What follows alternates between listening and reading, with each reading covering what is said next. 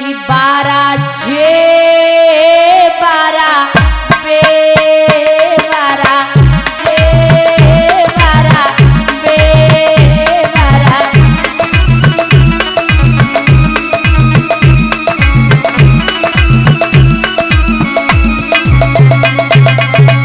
दादा 12 जे दिन के 12 और 12 बे रात के 12। सुनो, श्री कृष्ण का जन्म हुआ था बजे रात के 12। श्री कृष्ण का जन्म हुआ था बजे रात के 12। श्री राम का जन्म हुआ था बजे दिन के 12 12।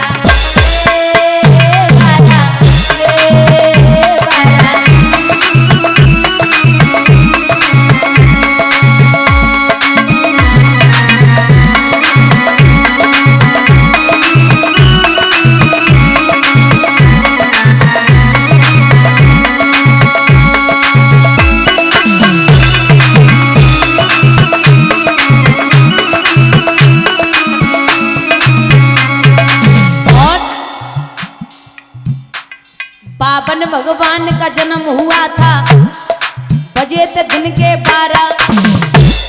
और श्री कृष्ण की बजी बसुरिया बजे रात के 12।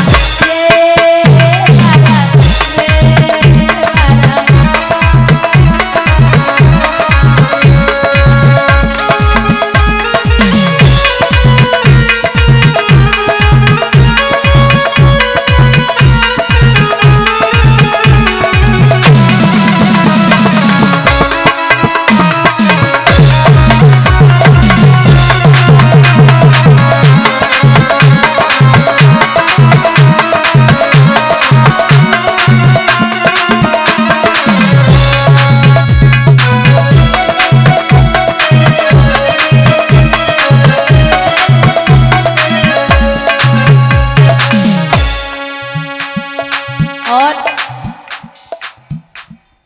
अर्जुन ने मछली को भेदा, अर्जुन ने मछली को भेदा बजे थे दिन के 12। और पांचांग उठा के देखो राशि होती 12 12 बे 12 बे 12।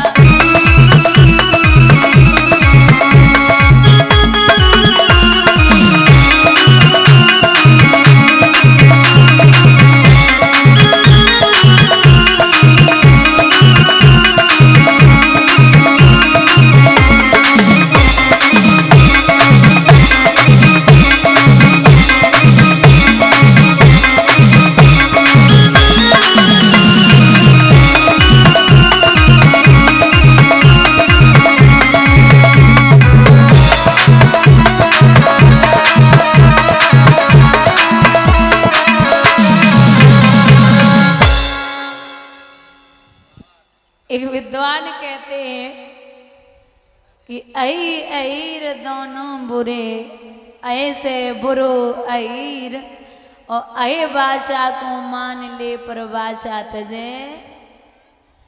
ये गलत, आप गलत पे ले जाइए, सही नहीं है ये।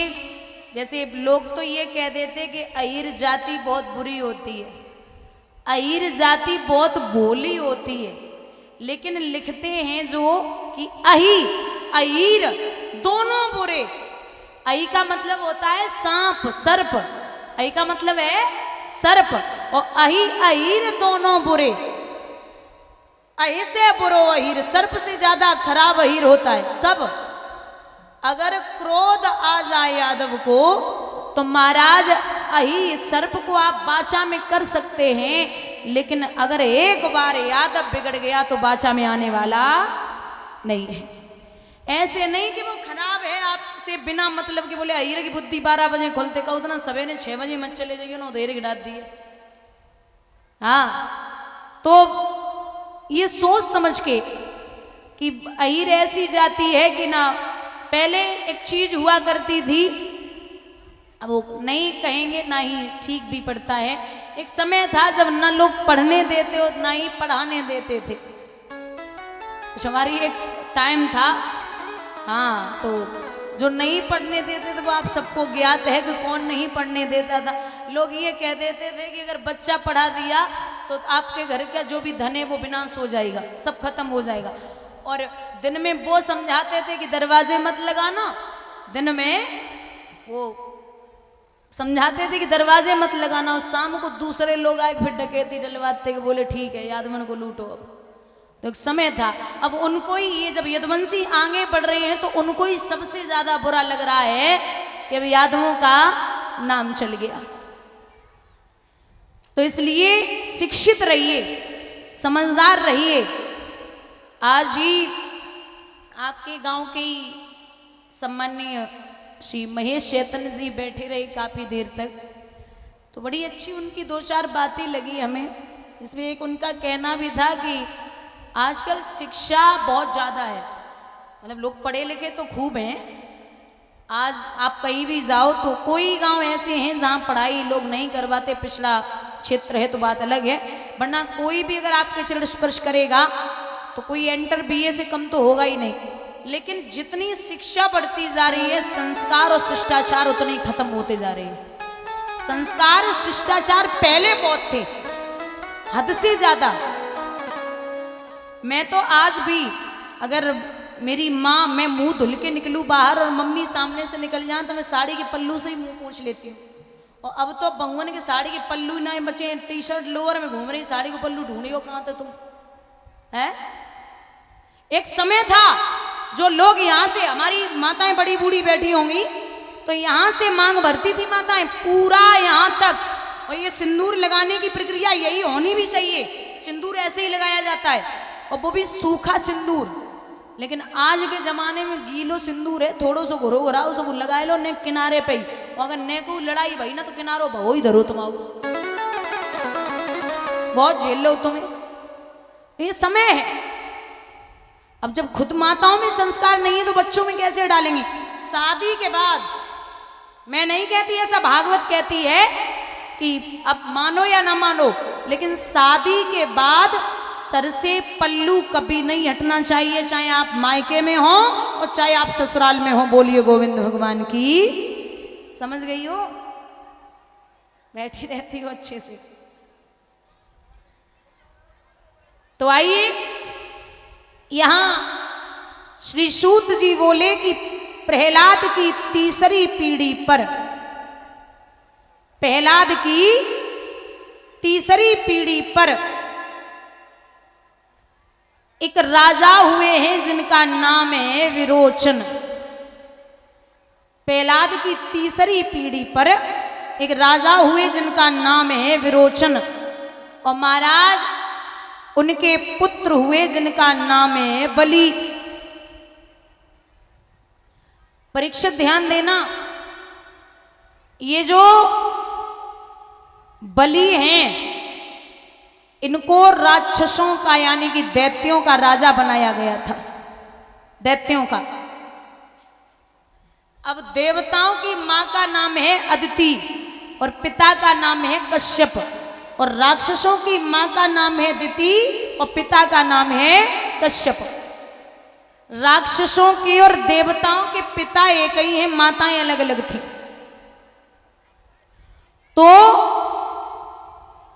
ये राक्षसों के जो राजा थे जिनको बलि को बनाया गया था, कारण और भी बड़े बड़े राजा थे उनको बना देते, लेकिन बहुत ध्यान से सुनना, ये जो बलि हैं ये पूर्व जन्म में एक डकैत थे।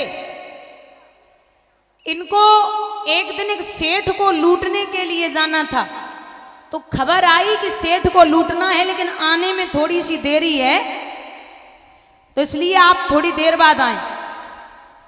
ये डकैत घर से 2 रोटियां बांध के ले गया। रोटियां इसने खोली, बोले आने में देरी है तब तक रोटी खा लूं। एक रोटी खोली तब तक एक श्वान कुत्ता आ गया। बलि ने वो एक रोटी कुत्ते को डाल दी, मतलब डकैत ने। जब तक दूसरी रोटी खोली तब तक श्वान फिर आ गया, उसने वो एक रोटी भी कुत्ते को डाल दी, मतलब दोनों रोटियां कुत्ते को डाल दी। जब उस डकैत ने अपना शरीर छोड़ा तो शरीर छोड़ने के बाद मर के वहां पहुंचे तो चंद्रगुप्त को जब फाइल निकाली गई, देखिए इसने जीवन में कितने सत्कर्म किए और कितने बुरे कर्म किए।